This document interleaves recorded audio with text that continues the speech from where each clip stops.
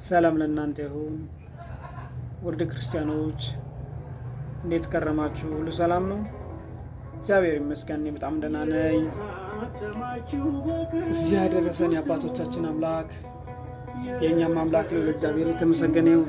እናታችን ቅድስተ ቅዱሳን ንጹሐን ወላዲተ አምላክ የመስቀል ስር የአደራ ስጦታችን የኤፍሬም ውዳሴ የሕርያቆስ ቅዳሴ የአዳም ልጅ ተስፋ የደናግል መመኪያቸው ትውልድ ሁሉ ብፅዕት የምንላት የኤልያስ መና የአሚናዳብ ሰረገላ የሙሴ ደመና የኖህ መርከብ በአማላጅነቷ ረድታን እንጂ ስላደረሰችን ከፈጣሪ በታች ከፍጡራን በላይ የተመሰገነ ይሁን።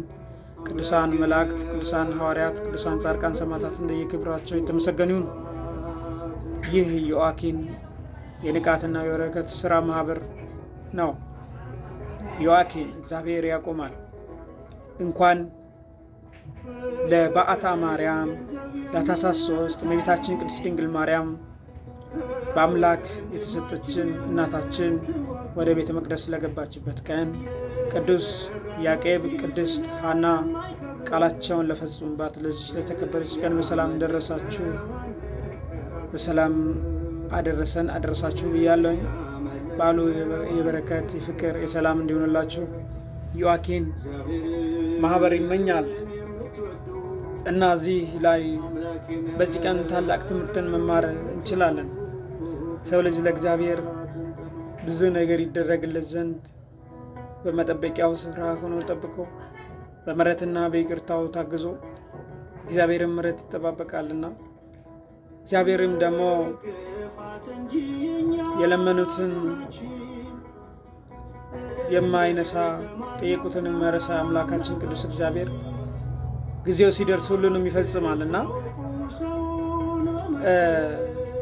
ቅድስት ያዕቆብና ቅዱስ ያዕቆብና ቅድስት ሐና ታላቅ ተጋድሎን ታላቅ እምነትን ተስፋ በማድረግ በመጠበቂያው ስፍራ ሆነው እግዚአብሔርን ሳይታክቱ በመጠበቃቸው ቃላቸው ተፈጽሞላቸው ጸሎታቸው ሰምሮ እግዚአብሔር ጸሎታቸውን ዘገይ የሚቀድመው የለምና ጸሎታቸውን ሰምቶ ድንግልን ሰጣቸው። እነሱም ቃል በገቡበት መሰረት 3 ዓመት ሲሞላት ወደ ቤተ መቅደስ አመጧት። በዚህ ቀን ታላቅ ትምህርትን መማር እንችላለን። ሰው ልጅ ለእግዚአብሔር የገባውን ቃል እንዴት መፈጸም እንዳለበት መፈጸም ወይም ቃል መግባት ያለበት የሚፈጽመውን መሆኑን ታላቅ ትምህርትን ነው ያስተማሩንና ሁላችንም የምናስበውን የምንመኘውን እንዲሰጠን የእግዚአብሔር አምላካችን መልካም ፍቃድ ይሁን። ቃል ሰው መግባት ያለበት የሚፈጽመውን ቃል መሆን አለበት እና ቃል ስንገባ ወገኖች በዚህ ሰዓት እኛ እግዚአብሔር የሆነ ነገር ቢሰጠን የምንሳለው ወይ ገንዘብ ወይ የሆነ ነገር ነው። እስኪ ያስቡት፣ ሰውን የሚያክል መሳል ያው ካረጁ በኋላ ያገኟትን አንድ ልጅን መሳል እሷንም ሳይሰስቱ ለእግዚአብሔር መስጠት ምን ያህል ንጹሕ ምን ያህል ቅድስና እንዳላቸው መረዳት ይቻላል። እግዚአብሔርም ሀሳብ ስለነበረው ጸሎታቸውን ተቀበላቸውና ወደ ክርስቲያኖች መግባት ያለብን ቃል መፈጸም የምንችለውን ብቻ መሆን አለበት ብዬ አምናለሁ። ብዙ ጊዜ ስለ ስጦታ ሳስብ ስለ እግዚአብሔር ስጦታ ሳስብ አስራት በኩራት ትውስ ይለኛል። እስኪ ስለ አስራት በኩራት እስኪ እንነጋገር። አስራት በኩራት እንዴት ነው ማለት? አስራት በኩራት ማለት አንድ ክርስቲያን ለእግዚአብሔርን ለእግዚአብሔር ቄሳር ለቄሳር እግዚአብሔር ለእግዚአብሔር ነውና አስራት በኩራት ግድ ነው። ለማንኛውም ኦርቶዶክሳዊ አማኝ አስራት በኩራት ግድ ነውና ከ10 1 ይሰጣል። ከ10 ብር 1 ብር ማለት ነው። ከ100 10፣ ከ1000 100፣ ከ2000 200፣ ከ10,000 1,000፣ ከ100,000 10,000፣ ከ1 ሚሊዮን 100,000፣ ከ1 ቢሊዮን 1 ሚሊዮን ከ1 ትሪሊየን 1 ቢሊየን ሰው ልጅ ለእግዚአብሔር ሊሰጥ ግድ ነው። ሰርተን በቤታችን በበረከት በፍቅር በምሕረቱ ያገኘነውን ስለት ስንገባ እስኪ እውነት በጣም የሚደንቃችሁ ነገር ማለት ነው፣ በጣም የሚገርማችሁ ነገር የሰው ልጅ የሚያገኘው ሀብት ቁልቁል ትንሽ ሲሆን ለእግዚአብሔር የሚሰጠው ትልቅ ይሆናል። የሚያገኘው ሀብት ትልቅ ሲሆን ደግሞ ለእግዚአብሔር የሚሰጠው ትንሽ ይሆናል። አይገርማችሁም? ግን እንዴት ካላችሁኝ ለምሳሌ 10 ብር ቢኖረን 1 ብር ለመስጠት እስኪ ማን ነው ቅር የሚለው? ቅር የሚለው የለውማ። 100 ብር ቢኖረው 10 ብር ለመስጠት ማንም ቅር አይለውም አይደል? 1000 ብር ቢኖረው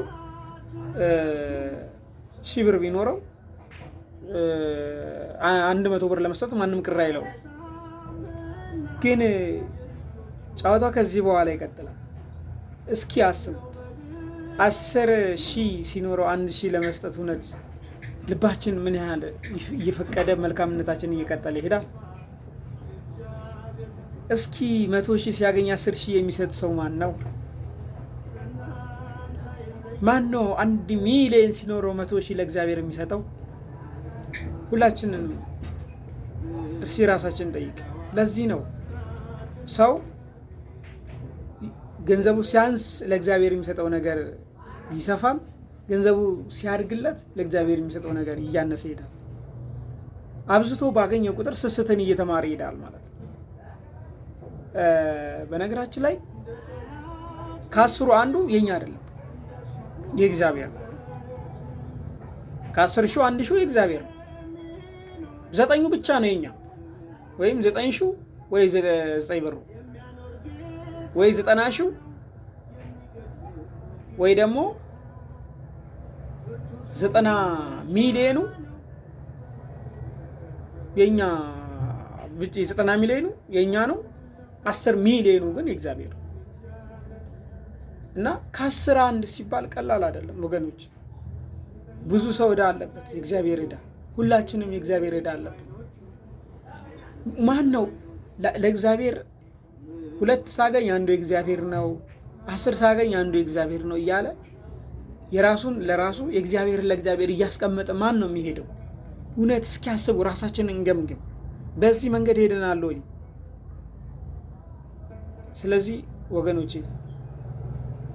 አንዳንድ ሰው ከዓመታት በኋላ ቆይቶ 10,000 ሲሰጥ እንዳለ የፋቀ ይመስለዋል። አይደለም። ከ10 1 ማለት በየጊዜያችን በየሰዓቱ ስናገኝ ስናተርፍ፣ በቀን ውስጥ 100 ሰርተን ከሆነ 10 የእግዚአብሔር ነው ማለት ነው። በእያንዳንዱ ቀን በምንሰራ ቁጥር 100 ሰርተን ከሆነ 10 የእግዚአብሔር፣ 10 ሰርተን ከሆነ አንዱ የእግዚአብሔር፣ 1000 ሰርተን ከሆነ 100 የእግዚአብሔር ነው። በየጊዜው በየቀንቀኑ ማለት ነው እንጂ የሆነ ጊዜ ላይ አጠራቅመን የሆነ ጊዜ ላይ የሆነ ነገር አድርገን ከዛ በቃ የምንለው ነገር አይደለም።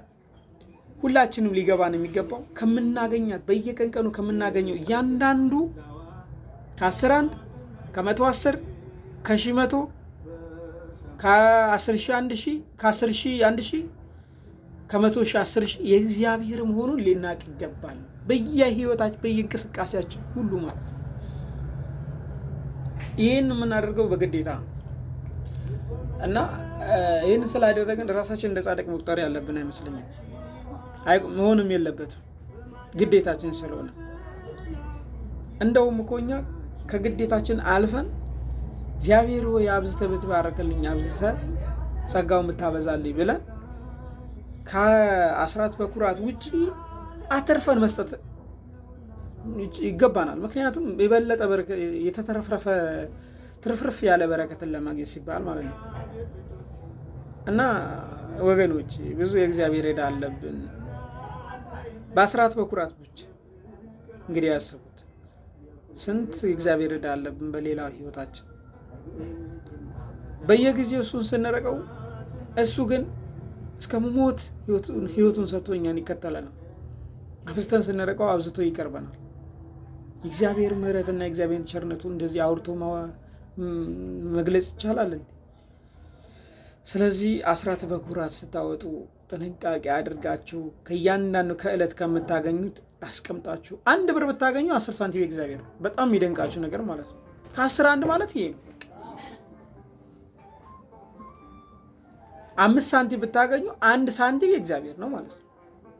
እና ከ10 1 ሲባል እንደዚህ ነው። እውነተኛ በእንደዚህ አይነት መንገድ ሄደን ከእያንዳንዱ ሰጥተን እስከ ዛሬ ደርሰናል ወይ? እና ዮአኪን የንቃትና የእውቀት የበረከት ስራ ማህበር ብዙ መልካም ነገሮችን ለመስራት ዳዴ እያለ ነው። ከጎኑ ሆነን ልናግዘው፣ ከጎን የሆናችሁን የወንድማችሁን እንተጋገዝና ብዙ መልካም ስራ እንስራ። ያልተሰራ አይምሮ የተሰራን ሀገር ያጠፋል ይባላል። የተሰራ ነገር ያልተሰራ አይምሮ እንዳያጠፋ ሰዎች በሃይማኖታቸው ሊጸኑ ሃይማኖታቸው ገብቷቸው ለእግዚአብሔር መገዛትን መልመድ መቻል አለባቸው ብዬ አምናለሁ። ግድ ነው። ምክንያቱም ይህ ዓለም ላይ የምናየው ሀገራችን ላይ የምናየው ጥንቅጥ በጠቅላላ የመጣው እምነቱን ከዘነጋ ሰው ነው። በዓለማችን ላይ ይህ ሁሉ ችግር ሲከሰት የተከሰተው ሰው ላመነው ነገር ስለማይገዛ ብቻ ነው። ሌላ ምንም ታምር የለው። ምንም ለምን ላመነው ነገር ቢገዛ የትኛው ሃይማኖት ነው እውነት ትክክለኛ ሃይማኖት ከሆነ ክፉ እንዲያደርግ የሚመክረው? የትኛውም ሃይማኖት እንጂ ምን አለ ትክክለኛ ሃይማኖት ከሆነ ለምን በድንጋይ አያምንም? በድንጋይ ቢያምን እንኳን ክፉ አድርግ የሚለው አይመስለኝ። ማለት ሁሉም ለሚወደው እምነት ሲሄድ ለሃይማኖቱ ቢገዛ፣ በተለይ ደግሞ እንደኛ እንደ ኦርቶዶክሳውያን እንደ ሌሎች መጽሐፍት አለን፣ በመጽሐፍ በዶግማ እንመራለን እንደሚሉት አማኞች በእግዚአብሔር መንገድ ለምናምነው አምላክ መገዛት፣ የእውነት ፍቅርን ማሳየት። ግን ማን ነው ለሃይማኖት የሚገዛ? ሁላችንም ለሃይማኖታችን ስላልተገዛን ነው በየዓለሙ ብጥብጥ የሚነሳው እንጂማ ለሃይማኖቱ ቢገዛ የሌላንም አይመኝ፣ አይገልም። አትግደል ይላል። የሌላን መመኘት ኃጢአት ነው። በባልንጀራ ላይ ሌላ ነገር አያደርግም። ክፉ ነገር ማሰብ፣ መዋሸት፣ ማመንዘር፣ የሌላን ነገር መመኘት ክፉና ኃጢአት እንደሆነ ስለሚማር ወደ ክፋት አይሄድም። እና ሁላችንም ለሃይማኖታችን ተገዝተን ሃይማኖታችንን ጠብቀን የእውነት ኖረ ነው ከክፋት ከበደል ልንርቅና ሀገርን ልናድን ይገባል የሚል መልእክት አለ። እናንተ በጫት በሲጋራ በመጠጥ ውስጥ ሱስ ውስጥ ተደብቃችሁ የምትኖሩ እህት ወንድሞቼ በየስፍራው ያላችሁም ንቁ። አይጠቅምም፣ እንደ ስልጣኔ ይቆጠራል። አራዳ ነኝ ይባላል።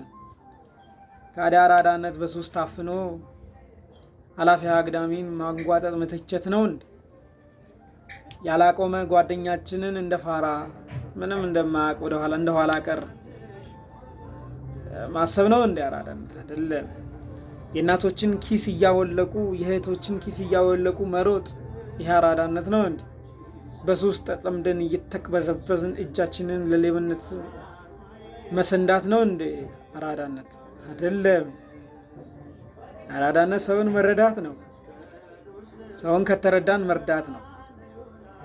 በምንችለው ሁሉ እናቱን የሚረዳ አራዳ ነው ይባላል።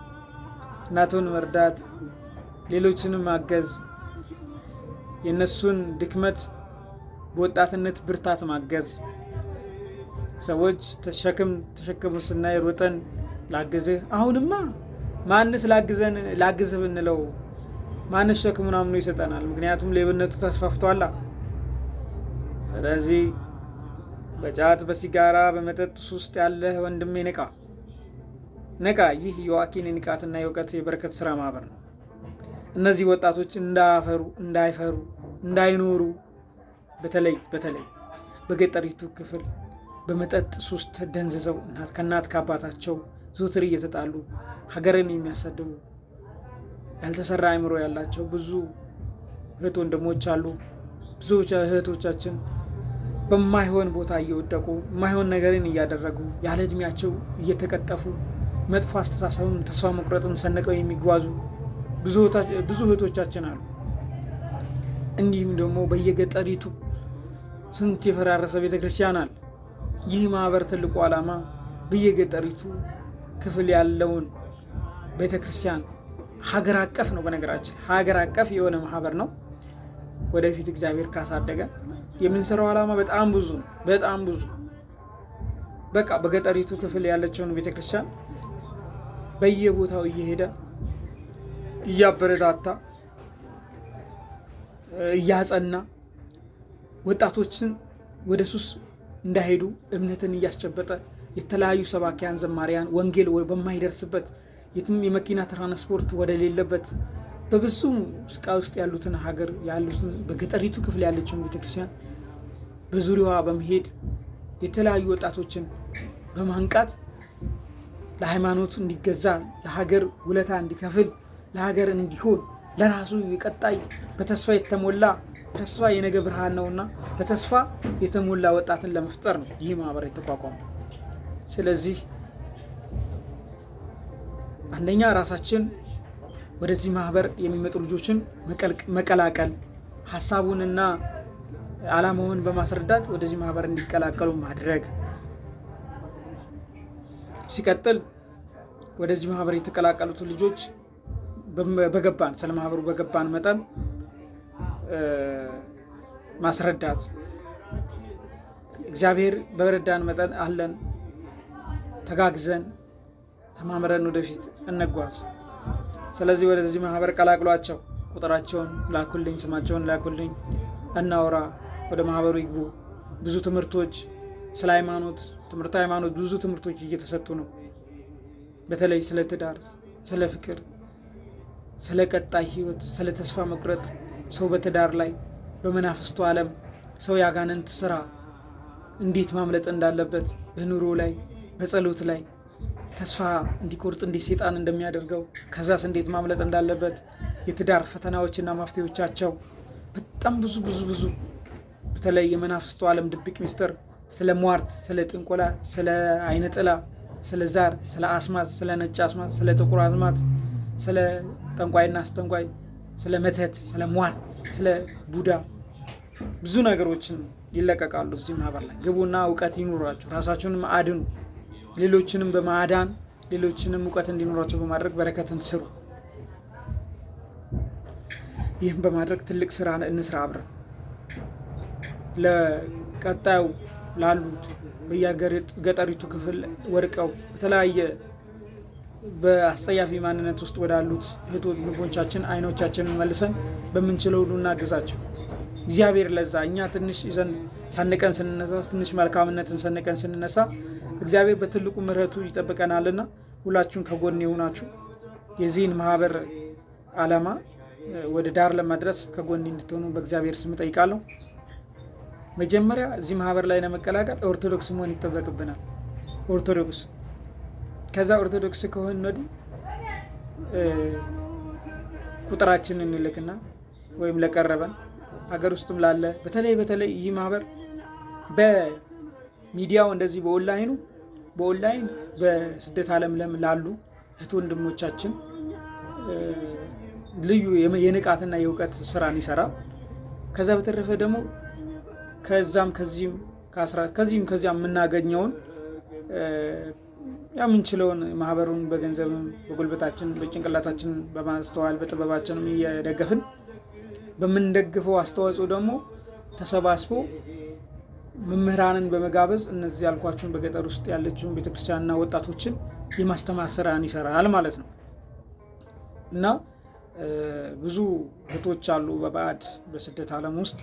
እነሱን ወደዚህ ማህበር ቀላቅሏቸው። ስለ ማህበሩ በግልም በማንኛውም ዓለማዊ መንፈሳዊ ጥያቄ በመጠየቅ በቂ ማብራሪያ ይሰጣል። የተለያዩ ጥያቄዎችን ጠይቁ። እውቀት እንግዲህ ግልጽ የሆነ ህይወት እንድንኖር ነው። ውስጦቻችን እየተንቀለቀለ በውስጥ የተዳፈነ እሳት ከሚሆንብን ሀሳባችን፣ ተሰጧችን፣ እውቀታችንን ግልጽ በሆነ በፍቅር በተመሰረተ በኢዮአኪን ማህበር ላይ በመወያየት ራሳችንን እንድናበቃ ነው እኔ የወንድማዊ ፍቅሬን እና የወንድማዊ ምክሬን የምለግሰው። በተረፈ በሁሉ እየረዳ እዚህ ያደረሰን አባቶቻችን አምላክ የኛም አምላክ ልዑል እግዚአብሔር የተመሰገነ ቀሪ ዘመናችንን ይጠብቅልን ይርዳን። ይህን ይመስላል። በቀጣይ እንደ እግዚአብሔር እንደ አምላካችን መልካም ፍቃድ የመናፍስቱ ዓለም ድብቅ ሚስጥር የምትለዋን ትምህርት ቁጥር 1 እና ቁጥር 2 አለ። እሱን በቪዲዮ እመጣለሁኝ።